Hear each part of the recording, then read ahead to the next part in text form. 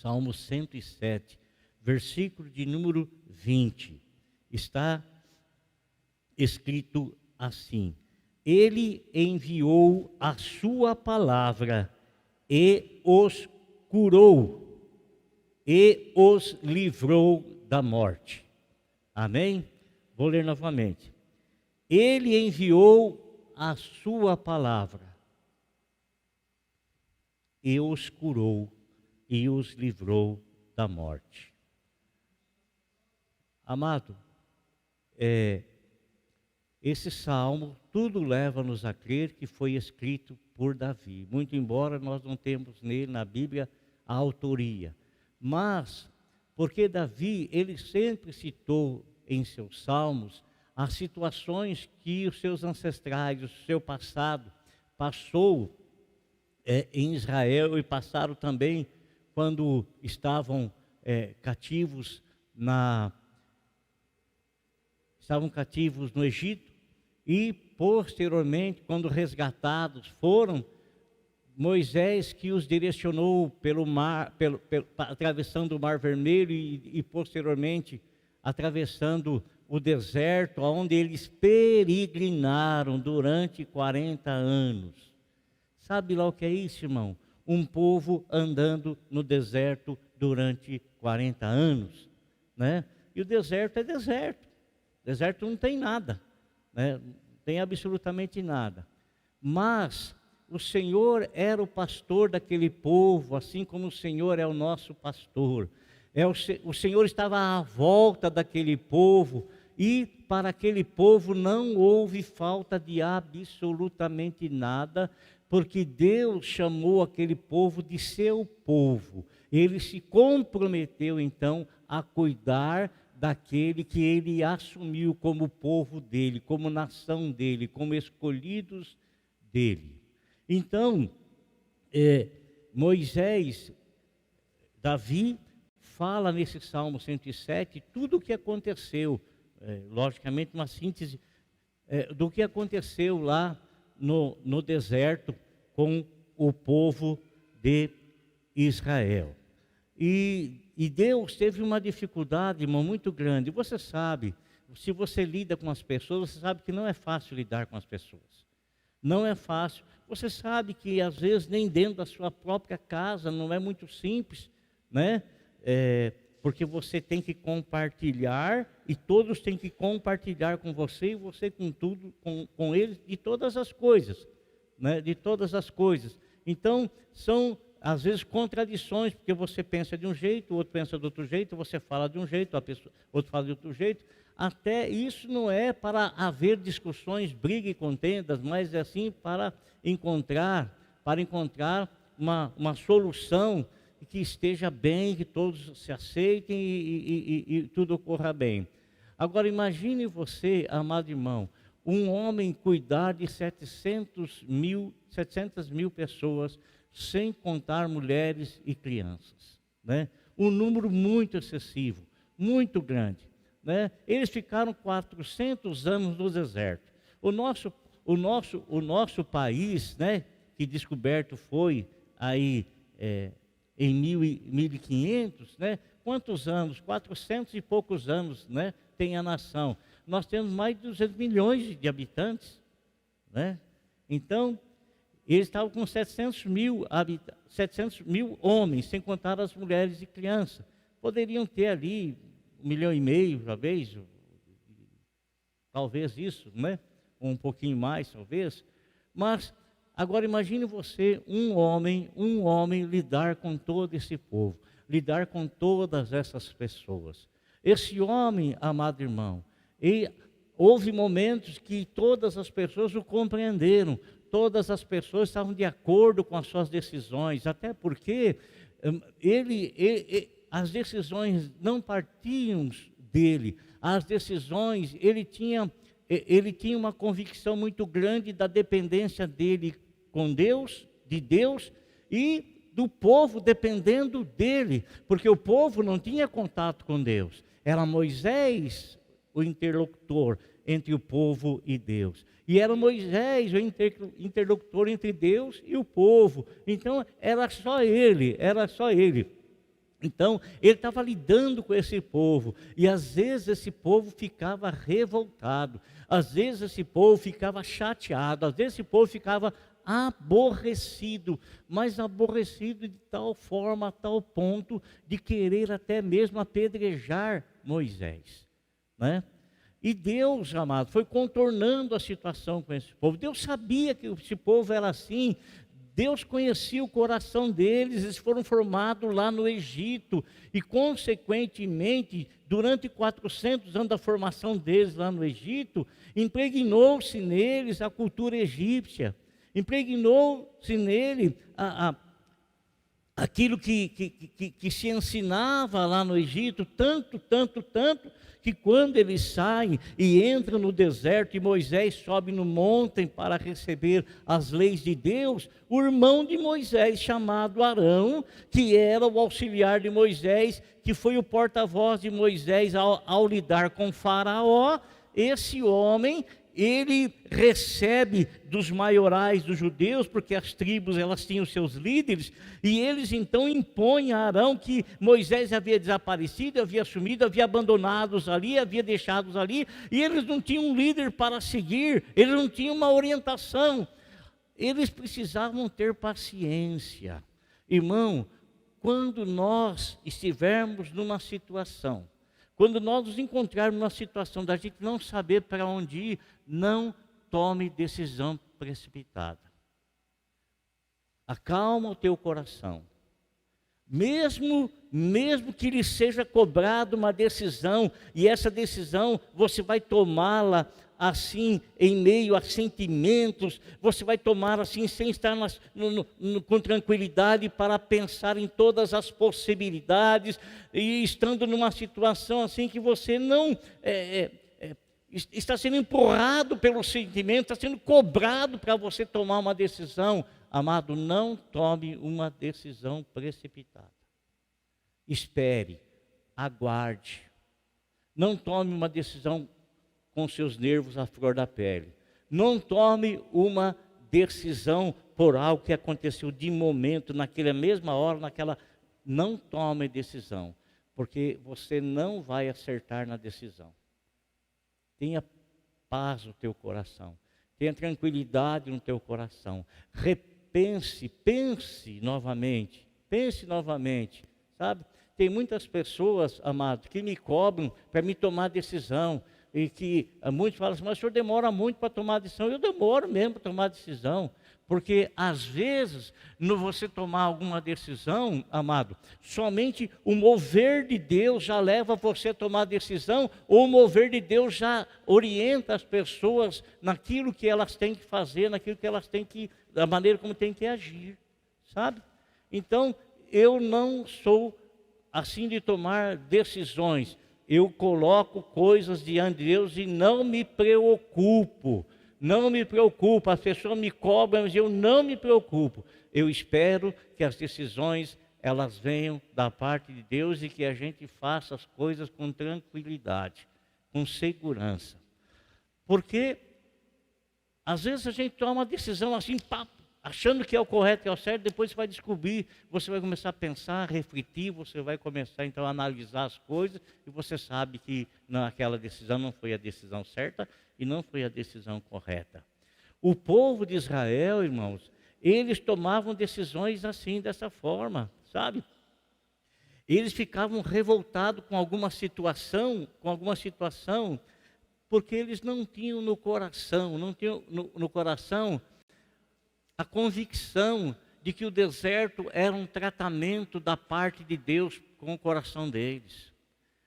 O deserto era um momento de prova na vida deles. O deserto era um momento de despertar a confiança, a fé no Senhor, porque durante os 40 anos que eles ficaram no deserto, o Senhor Deus cuidou de cada detalhe da vida deles. Amado, o Senhor vai cuidar de cada detalhe da sua vida. O Senhor vai cuidar de cada detalhe do teu coração. Ele vai cuidar. Isso talvez esteja afligindo o teu coração, afligindo a tua alma, afligindo a tua vida. quem sabe gerando insegurança, quem sabe gerando incerteza, e você não sabe o que fazer, espera, tranquilize teu coração. Tranquilize o teu coração, porque a partir do momento em que Deus disse, eu vou tirar o povo de Israel do Egito, eu vou tirar, e Deus tirou. E Deus disse que ia cuidar do povo, e Deus cuidou.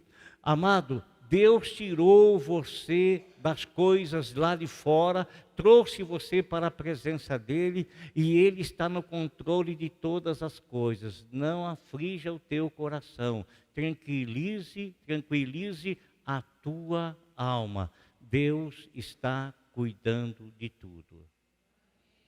Fala para o teu irmão assim, Deus está cuidando de tudo. Então tranquilize teu coração. Então, meus irmãos, olha aqui, e muitas vezes, sabe o que acontecia? Deus tinha que tratar com o povo, sabe? Deus tinha que tratar com o povo. Às vezes a reação que a pessoa tem é a característica de que ali precisa de um tratamento de Deus naquele momento, naquela área ali. Sabe? Um tratamento de Deus naquela área. Amado, uma das coisas que mais assim afetou o povo de Israel é deles querer sentir segurança naquilo que eles viam. Eles queriam ver, né? Queriam ver. E Deus, as necessidades se manifestavam no meio do povo, e Deus era o provedor dessas necessidades. E com isso Deus queria então levantar a fé no coração das pessoas para que todos os outros obstáculos, coisas necessárias que eles teriam e que enfrentariam, para eles se agradarem no Senhor, porque o Senhor estaria ali como provedor, como aquele que iria abençoar, como aquele que não iria deixar faltar nada, como aquele que... Eles viam, irmãos, eles viam o que você nunca viu. Eles viam o que você nunca viu. Muito embora sejamos a igreja de Deus, né? Aqui eu quero crer que em outros locais, em outros lugares, isso possa ter acontecido, né? Possa ter acontecido. Mas, irmão, eu nunca vi uma pessoa durante 40 anos, logicamente uma criança, crescendo, a Bíblia fala assim, que a roupa da criança crescia junto, o sapato, a sandália crescia junto. Ora, se Deus faz crescer o cabelo na tua cabeça, Ele não pode fazer crescer uma sandália? Né? Então, isso tudo Ele queria mostrar o cuidado. Então presta atenção, amado, presta atenção em cada detalhe na tua vida, presta atenção nas coisas mínimas, que Deus cuidará de você nas coisas mínimas. E você crendo que Ele vai cuidar de você nas coisas mínimas, você vai ver Ele cuidar de você nas coisas maiores também. Amém? Vai cuidar de você nas coisas maiores. Lá no meio do povo, amado irmão, eu quero ler para você o que às vezes acontece conosco, e está escrito aqui no capítulo de Números, capítulo 21, versículo 8. Livro de Números, capítulo 21, está escrito assim, versículo 4 em diante. Não precisa puser aí. Volta no versículo 4 para mim, por favor. Partiram eles do Monte Or pelo caminho do Mar Vermelho. Vai passando, por favor. Para contornarem a terra de Edom. Mas o povo ficou impaciente no caminho. Fala para o teu irmão assim, não perca a paciência. Ficou impaciente no caminho, e quando você fica impaciente, você fala bobagem. Você age com maneira estúpida. E falou contra Deus, ficou impaciente, fez o quê? Ficou impaciente e falou bobagem, falou besteira. E falou contra quem? Contra Deus. Falou contra Deus. Vê se tem cabimento isso. Irmãos, as pessoas aí do mundo aí fora, eles agem de maneira totalmente animalesca. Depois vem qualquer situação adversa, aí começam a falar, onde é que estão os pastores para orar para o povo que está doente? Né? Começam a querer desafiar os pastores para orar, mas tudo o que acontece, acontece por causa da rebelião do homem contra Deus, do homem contra a palavra de Deus. E muitas pessoas, eles nem se lembram de Deus quando está tudo bem, mas que vem uma praga, a primeira pessoa a ser acusada, cadê Deus? Ele está no mesmo lugar que esteve, sempre esteve. Mesmo lugar. E ninguém manda nele. Ninguém. Pode falar, fazer, ninguém. E ninguém. E não é porque alguém vai falar que ele vai mudar a maneira, de forma alguma. Ele é Deus. Ele é supremo. Sabe o que é ser supremo? Supremo não é igual ao supremo que nós temos aí, não. Ele é supremo. Ele age em perfeita justiça. Ele é o soberano. Isso é, não tem ninguém acima, absolutamente ninguém. Então, ele... Bota aqui para mim de novo, filho, por favor. Então, ele falou... Presta atenção, menino. Presta atenção, pai. E falou contra Deus e contra quem? Contra Moisés. Falou contra Deus e o que eles disseram? Vamos lá ver ela dizendo: por que vocês nos tiraram do Egito para morrermos no deserto? Não há pão.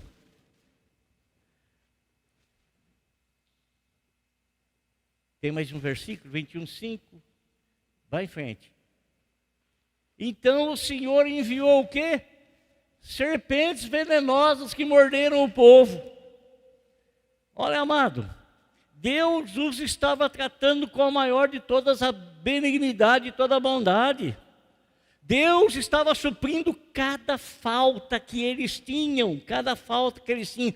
Deus estava presente na vida deles. E sabe, irmão, Deus está presente na nossa vida, mas às vezes por causa daquilo não deu certo, aquilo outro não deu certo, às vezes impacientemente a gente abre a nossa boca, ou se nós não abrimos a nossa boca, às vezes vem no nosso pensamento qualquer situação de querer acusar a Deus, de querer jogar nas costas de Deus. Irmão, Deus, Ele não deixou e não deixará de fazer o melhor para nós.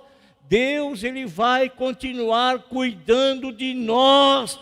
Então é necessário que a gente continue crendo, porque se nós temos que passar por um momento de dificuldade, é porque Deus está preparando o melhor. Está preparando o melhor para nós. Deus está preparando o melhor para você. Deus está preparando o melhor, irmão. Preparando o melhor para a nossa vida. Deus é Deus e Ele nos ama, irmão. Ele nos ama, Ele nos ama, Ele nos ama. Amém? Então, veja o que aconteceu. Olha, o resultado da impaciência deles e da acusação que eles fizeram contra Deus, porque Deus não os estava tratando mal. Deus estava cuidando deles. Deus queria que aquele povo arrebentasse na fé, na confiança, vendo os sinais que Ele fez, abrindo o mar vermelho, como Ele abriu e todos passaram. As águas de Meribá, aquelas águas amargas, as águas de Mara, todas amargas, e eles estavam reclamando, não tem água para nós tomar, tem essas cisternas aí, mas são águas amargas. Moisés, bota o cajado lá, vai lá, Moisés. Moisés foi, a água se tornou potável à vista de todos eles beberam grandiosamente. Você acha que a notícia é ruim, ela não corre mais do que a notícia boa? Quando eles pararam lá para tomar água lá, e a água insalubre, salobra, melhor dizendo, né? Águas amargas, águas com ferrugem, né? Já se espalhou, não tem água, e já se espalhou, aí não tem água para nós, e aquilo já alvoroçou o povo, não tem água, não tem água, né? Todo mundo sabia que não tinha água. Moisés, abençoado por Deus, né? Foi lá e tocou, e as águas se tornaram, todo mundo bebeu. Milagre do que Deus fez, todo mundo. Deus cuidou deles plenamente, irmão. O que Deus esperava é que eles tivessem fé, crescessem na fé. Não fossem reprovados na fé, mas que crescessem, confiassem em Deus. A dificuldade que você passa, irmão, não é para você pôr desconfiança em Deus. Porque se existe uma pessoa digna de se confiar, sabe? Digna de verdade de se confiar é Deus. Porque a palavra dele nunca volta atrás. E Ele cuida da palavra que Ele lançou. Ele zela para dar a ela o cumprimento certo, o cumprimento exato. Amém? Então eu quero que você fale para o irmão, irmão, Deus continua cuidando de você. Deus continua cuidando da sua saúde. Deus continua cuidando. Não é porque, quando falo que Deus continua cuidando da sua saúde, não é que você não tenha doença, você pode ter, mas Deus não vai permitir que algo aconteça além daquilo que Ele... Se Ele fala, para aí, a pessoa ela vai ver 500 anos com aquela situação lá, mas aquilo não vai ter progresso de tirar a vida dela. Porque a nossa vida pertence a Deus, ela é de Deus, ela é do Senhor, ela pertence ao Senhor. Amém? Então você pode chegar até ser entubado, mas se não é a tua hora de ir embora, você pode ter certeza que você vai sair de lá. Você pode ter um câncer, pode ter uma situação contrária, mas se não é a hora do Senhor levar você através daquela enfermidade, daquela situação, você pode ter certeza, você vai ver mais 500 anos, você sabe que estou usando uma retórica aqui, né? Apenas, né? A pessoa vai viver uns anos, porque a vida pertence a Deus e a doença ela não tem poder de tirar aquilo que pertence ao Senhor. Mas quando o Senhor diz, venha, você pode estar até sem doença. Quando o Senhor fala assim para você, meu amigo, a tua casa já está pronta aqui, não tem mais jeito, vem para cá. Você vai. Com doença, sem doença, mas, amado, o Senhor vai cuidar de você no deserto. A água não vai te faltar, a paz não vai te faltar, a segurança não vai te faltar, a esperança vai estar firme no teu coração. A situação ela não vai te afogar, o medo não vai impedir você de viver. Você vai viver a vida plena em Cristo Jesus, nosso Senhor. Amém? Fique confiante nisso. Agora, irmão, veja o que aconteceu. Veja o que aconteceu. Essas pessoas, eles começaram a falar contra Deus, pelo amor de Deus. Amado, eu não tenho visto uma única pessoa que tenha levantado a sua voz contra Deus. Não vejo uma única pessoa que tenha levantado a sua voz contra Deus e tenha vivido para contar. Tenha permanecido para contar. Todos aqueles que impacientemente, ou por deboche, ou por zombaria, pode buscar na história homens que desafiaram a Deus. Pode buscar na história, pode procurar na história, e você vai ver o fim que essas pessoas levaram. Pode procurar, e você vai ver a situação que elas partiram desse mundo. Eles desafiaram a Deus aqui, eles falaram contra ambos, falaram no plural, vocês nos tiraram, quem? Falando contra Deus e contra Moisés, falando. Agora, amado, Deus esperava tê-los como parceiros, como companheiros, como pessoas que iriam entender e compreender o agir de Deus, para que quando eles entrassem na terra prometida, compreendendo tudo que Deus fez para eles lá no deserto, eles viessem a se tornar testemunhas do Senhor para o resto do mundo. Essa era a intenção de Deus, prepará-los no deserto, e toda preparação de pastores, de obreiros, de missionário, ela não é feita em palácios, ela é feita no deserto. No deserto.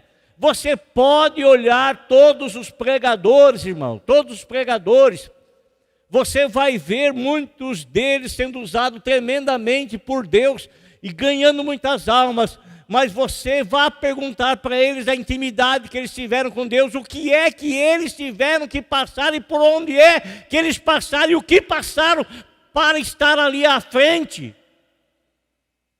Para estar ali à frente. Eles pagaram um preço, todos eles, pode ter certeza disso, que eles pagaram. Então, Moisés, para liderar aquele povo, ele teve que ficar 80 anos, 40 no Egito, sendo preparado para ser o faraó do Egito, depois 40 fugido, 40 anos no deserto, para depois voltar para Israel, para o Egito, para tirar o povo de lá. Então, amados, Deus queria aquele povo como parceiro e não como adversário. Deus queria que aquele povo o tivesse como amigo, como parceiro, como companheiro, como alguém que estaria constantemente com eles, mas em todas as necessidades que eles tinham, em vez de agradecer a Deus pelos milagres que Deus já havia feito e que seria mais uma oportunidade para ver o agir de Deus, os milagres de Deus, eles começavam a reclamar, começavam a falar contra Deus, a murmurar contra Deus. Aí o que aconteceu, irmão? Deus ficou aqui, ó, por aqui, ó. Deus ficou muito chateado. E o que Deus fez? O que Deus fez? Está aí, meu filho. O Senhor então, volta ali. Então o Senhor enviou serpentes venenosas. O veneno da língua. Eles ficaram impacientes contra Deus e falaram. Veneno da língua. Sabe, amado? Veneno da língua. Isso é terrível. Terrível. Amado. Se você estiver andando com alguém e essa pessoa começar a falar de um, toma cuidado, viu? E já ela vai falar de você. Viu? Já. Viu? Não aceite, nem dê conversa mole, ó, não dê, nem toque o assunto para frente. Ó. Ele errou, ele falhou, ela errou, deixa acertar com Deus. Acertar com Deus, fica quieto. Não solte aí. A serpente, amado, ela usa o quê? Usa aí as garras, as travas dos dentes, né? Para soltar o veneno dela. E eles soltaram o veneno com a língua contra o Senhor. Então o Senhor mandou a eles o resultado, aquilo que se comparava à atitude e ação deles. Mandou serpente venenosa e elas morderam o povo, picaram o povo. E todos que foram picados estavam morrendo. E todos eles tiveram a consciência de que aquilo que estava acontecendo estava devido ao pecado que eles cometeram contra Deus e contra Moisés. Mas Deus é misericordioso, irmão. Deus é misericordioso. O apóstolo São Paulo fala assim,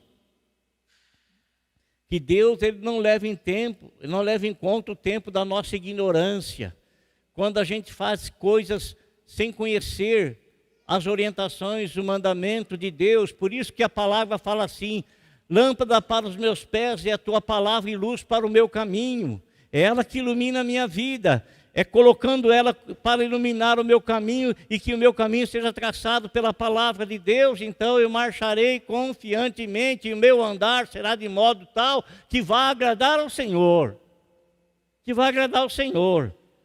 Agora, eles fazem isso, o Senhor, mas vai, tá bom, aí, o resultado aqui vocês estão falando, ó Olha o resultado. E picava um e morria, picava outro e morria, picava outro. Até que eles se reuniram e falaram, não, vamos falar com Moisés. E foram falar com Moisés e disseram para Moisés, Moisés, peça perdão ao Senhor pelo povo. Nós estamos arrependidos, nós sabemos que o que está acontecendo é consequência do erro que nós cometemos.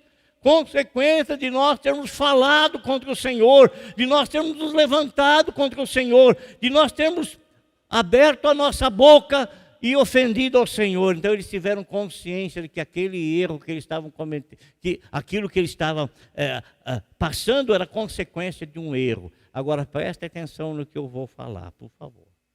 Nem tudo que a gente passa na vida são consequências de nossos erros. Nem tudo. Por exemplo, quando o Senhor Deus, o Senhor Jesus, Ele fala para os seus discípulos, entrem aqui no barco, vamos atravessar para o outro lado do mar. Tá bem. Eles entraram no barco, obedeceram ao Senhor, estavam fazendo a vontade de Deus. O barco que o Senhor apontou é aquele lá, eles entraram lá. O Senhor disse para eles, vamos atravessar o mar. Vocês atravessem o mar aí, já já eu venho para a gente bater um papo, a gente voltar junto com vocês do outro lado. Aí não foi uma única vez, não. E quando eles estavam navegando, de repente, sem mais nem menos, eles estavam obedecendo o Senhor, eles não estavam contra o Senhor. De repente, algo surgiu lá, a tempestade, e veio contra o barco da vida dele. Nós precisamos ter discernimento. E o discernimento é, quando nós estivermos atravessando qualquer tempestade, e essa seja uma tempestade preparada pelo inimigo das nossas almas, como foi aquela, você vai, ainda que você venha a sentir um certo temor, um certo medo mediante a circunstância, você ainda vai ter paz no teu coração. Mas quando aquilo que a gente está passando é consequência de um erro cometido, enquanto a gente não pedir perdão, não haverá paz no nosso coração. Não haverá paz no nosso coração. Entenderam? Entendeu? Amém? Glória a Deus. Então, amado, Moisés foi falar com o Senhor. Senhor, perdoa o povo aí, o que eu vou fazer? Então Deus orientou ele o que ele deve fazer, o que ele devia fazer. Faça uma serpente de metal. Aquela serpente era símbolo do erro deles, do pecado que eles estavam cometendo contra Deus. Levante essa serpente, e todos aqueles que for picado por essa serpente, e olharem para essa serpente aí numa haste de metal, então ao olhar para ela, não vai haver efeito nenhum, o veneno, não vai acontecer nada. E Moisés fez isso. E você sabe que lá em João, no capítulo 3, João escreveu exatamente essa palavra aqui, ó. Ele diz aqui no capítulo de número 3, versículo 14 e 15. Assim como Moisés levantou a serpente no deserto, desse modo, importa que Jesus seja levantado para que todo aquele que nele crê não pereça. A serpente simbolizava o pecado daquele povo. Nosso Senhor Jesus Cristo foi levantado numa cruz, e o apóstolo São Paulo fala que nós havíamos sido picados, e o veneno da serpente na nossa vida iria gerar a morte eterna. E a Bíblia fala que Jesus tomou as nossas dores, tomou as nossas doenças, tomou os nossos pecados e carregou sobre si, cravou na cruz. E o cravou na cruz.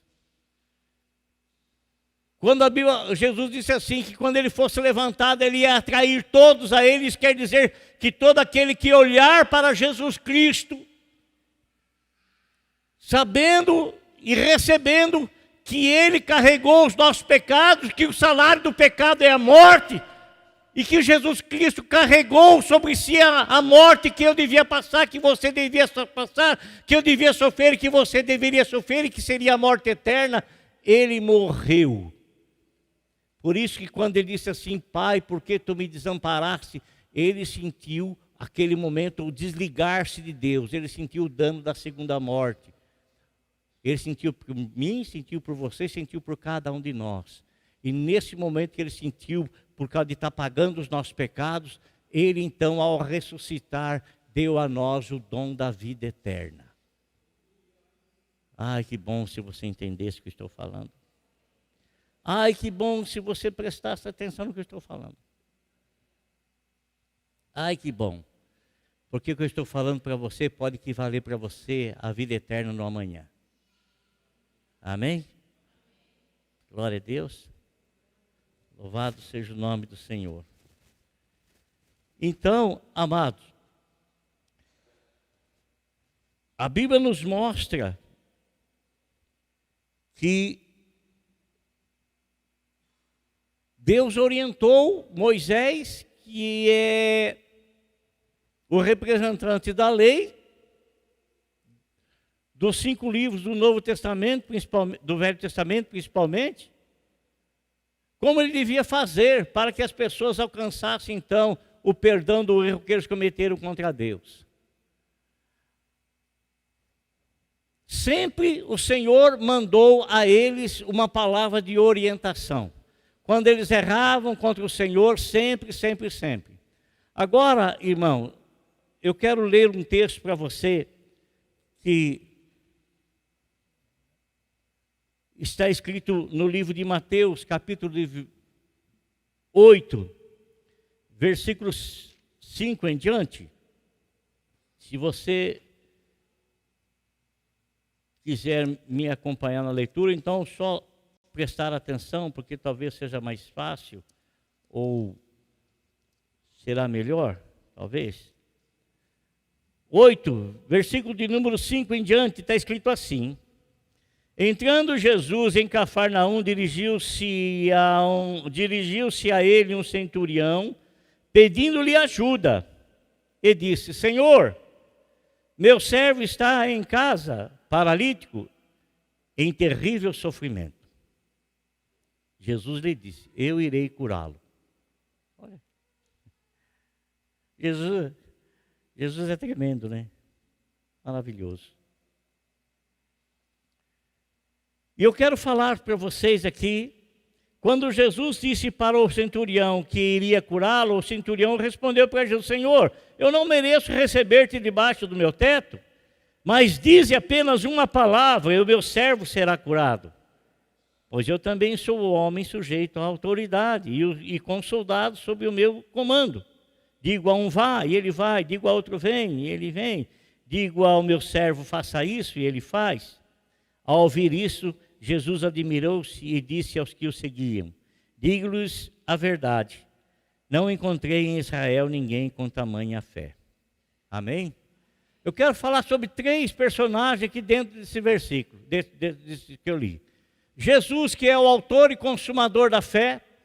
O centurião, que é nós não sabemos o nome dele, é um anônimo, mas que ele tem uma fé declarada pelo Senhor, que é uma fé que nem mesmo em Israel, quer dizer, nem mesmo no povo de Israel, ele nunca encontrou fé tamanha. E falar também do servo do centurião, o escravo, que também é anônimo, nós não sabemos o nome dele. E que ele recebeu algo que aqueles 2 realizou em favor dele, sem saber de onde veio, como é que veio, sem saber absolutamente nada. Eu quero destacar 4 coisas no versículo de número 5, aonde ele fala assim: entrando Jesus em Cafarnaum, e você sabe que Cafarnaum foi a cidade onde Jesus não pôde fazer muitos milagres. E Jesus explicou por quê. Ele não pôde fazer muitos milagres lá porque o povo não acreditava nele. Muito embora sendo morador de durante 5 anos naquela cidade, muito embora feito alguns milagres extraordinários lá, mas o povo não acreditava nele porque todo mundo o conhecia. Todo mundo sabia quem ele era. Então, ele fala aqui que ele recebeu a presença de um centurião que tomava conta de uma centúria, 100 soldados romanos. Consequentemente, esse homem não era de Israel, ele era um romano, ele era um italiano, né? Não era da nação de Israel, mas ele tinha uma fé extraordinária. E a fé extraordinária dele, essa fé extraordinária que ele tinha, não era uma fé de alguém que tinha visto acontecer alguma coisa, mas ele ouviu falar do Senhor, ele ouviu. E no ele ouvir, uma fé gigantesca brotou no coração dele. Uma fé gigantesca. E a Bíblia nos fala, meus irmãos, que ele chegou até o Senhor pedindo uma ajuda. E ajuda para quem? Para um servo dele, um escravo. Alguém que era usado e descartado. Está com saúde, estou usando, tá bom. Ficou doente? Dá um chute nele, manda embora e manda se virar, ou deixa piorar, ou manda matar. Essa não foi a situação do centurião. O centurião tinha compaixão. Ele não era um aproveitador dos seus empregados, dos seus escravos, mas ele era alguém que tinha compaixão com a pessoa que trabalhava com ele, que estava junto dele. E o que ele fala? Ele diz para o Senhor: o meu servo está em casa. Sim, o servo dele estava confinado a uma residência, a um lar, a uma casa, não podia mais sair. E ele fala o porquê que ele estava confinado em casa, porque ele era paralítico. E, consequentemente, amado, esse homem paralítico, ele não estava apenas confinado à casa, estava confinado a uma cama, devido à paralisia que o acometeu. Ele estava preso, estava sem locomoção, não podia fazer absolutamente nada. Ele estava lá enquanto acontecia um diálogo entre nosso Senhor e o centurião, entre o centurião e nosso Senhor. Amado irmão, às vezes você não sabe, mas quando você conversa com o Senhor a respeito de quem quer que seja, Deus está ouvindo a tua oração, Deus está intervindo em favor daquela pessoa. Às vezes aquela pessoa nem sabe absolutamente nada, está longe, está distante, mas quando nós alçamos a nossa voz ao Senhor, o Senhor está perto de nós, está nos ouvindo, e Ele não ouve a nossa oração e fala assim: eu não vou te atender, eu não quero de forma alguma. Ele pediu que nós levássemos a Ele as nossas lutas, as nossas dores, as nossas dificuldades, porque Ele vive a interceder por nós.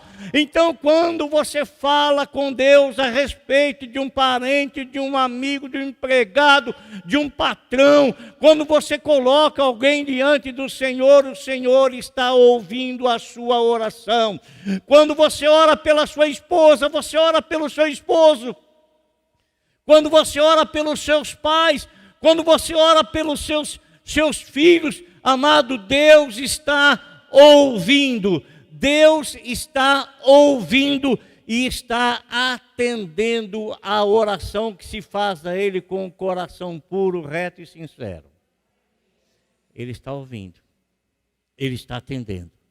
Eu quero que você fale para o teu irmão: Deus está ouvindo constantemente você falar com Ele. E da mesma forma como Ele respondeu às ofensas que fizeram a Ele, da mesma forma Ele responde à oração feita por um justo. E a Bíblia fala que a oração feita por um justo pode muito em seus efeitos. Justo não quer dizer que você se tornou justo diante de Deus por merecimento, mas você foi justificado por Cristo Jesus diante de Deus, porque você olhou Ele levantado da cruz e você colocou sobre Ele todos os seus pecados, e você recebeu a graça vindo da parte dEle, para que você possa falar com Deus em nome dEle. E você chega à presença de Deus e Deus responde a sua oração. Amado, o centurião, ele era uma autoridade terrena, mas ele conhecia em Cristo Jesus uma autoridade celestial. Eu não sou digno de receber debaixo da minha casa, lá no meu teto. Não sou digno. Mas envia a tua palavra, e o meu servo será sarado. Nós não lemos no Salmo 107, versículo de número 20, que o Senhor constantemente enviou a palavra dele para aquele povo no deserto, e o Senhor constantemente curava aquele povo da rebeldia, da rebelião, da impaciência, das decisões em momentos de dificuldade, decisões erradas, palavras erradas, traziam consequências sobre a vida deles que eles mereciam por causa das palavras erradas que eram dirigidas ao Senhor. E o Senhor não se apiedava deles e não mandava resposta para eles. Imagine você orando ao Senhor, se o Senhor não vai mandar a palavra dele e abençoar a pessoa por quem você intervém. Imagine você. Ele mandou a palavra dele. Envia a tua palavra, o meu servo será sarado, o centurião disse para Jesus. E o que o Senhor fez? Se admirou da fé do homem, falou para as pessoas, aqui ó, nem mesmo em Israel encontrei fé tamanha, nem mesmo em Israel. E o que aconteceu? A palavra do Senhor foi enviada, e a palavra do Senhor trouxe cura, trouxe alívio, trouxe a bênção na vida do servo, e o servo foi completamente curado. Irmão, guarda isso no teu coração. Guarda isso no teu coração. A palavra de Deus, ela é poderosa. A palavra de Deus, ela é tremenda. A palavra de Deus, ela é grandiosa. Permita-se ser cuidado pelo Senhor em toda e qualquer situação da tua vida, que Ele vai zelar por você. E as coisas poderão chegar até você, mas elas não ultrapassarão o limite estabelecido pelo Senhor. O Senhor cuidará de você. Irmão, quando é que eu preciso do cuidado de Deus? Eu preciso do cuidado de Deus sempre, mas eu preciso muito mais do cuidado dele em meio às aflições que eu enfrento, doenças, situações contrárias. Ele jamais deixará de cuidar de nós. Fala para o teu irmão, ele jamais vai deixar de cuidar de você. Fala para o teu namorado aí, fala para ele. Fala para o seu filho aí, irmã, Deus jamais vai deixar de cuidar de você. Fala para tua mãe, fala para tua namorada. Não seja impaciente. Não se arrevolte. Como diz, não se arrevolte. Não seja impaciente. Deus vai cuidar de você. Deus vai cuidar de cada detalhe. Deus vai trazer segurança na tua vida. Até o Maravilha falou para a irmã lá, não é Maravilha? Falou para a irmã Neide. Né? Glória a Deus. Glória a Deus. Deus vai continuar cuidando de você.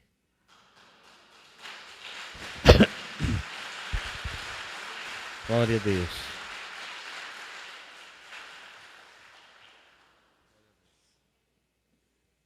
Você pode se pôr em pé, por favor?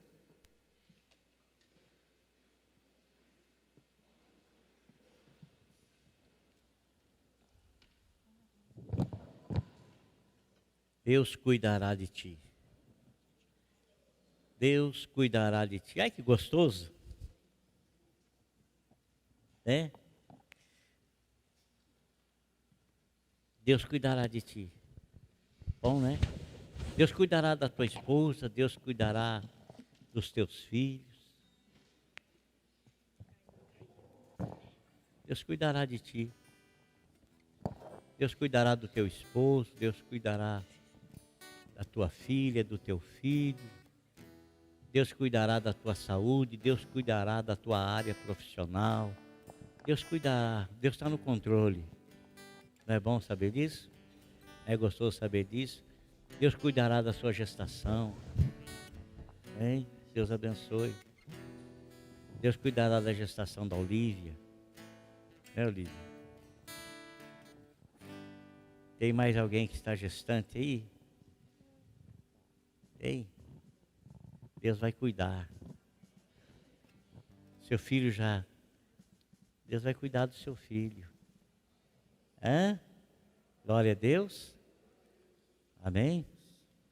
É lógico que Deus é lógico que Deus ele vai usar você para cuidar dos seus filhos, né? Mas é o cuidado dele através de você, né? Deus é bom, irmão. Deus é abençoador. Glória a Deus.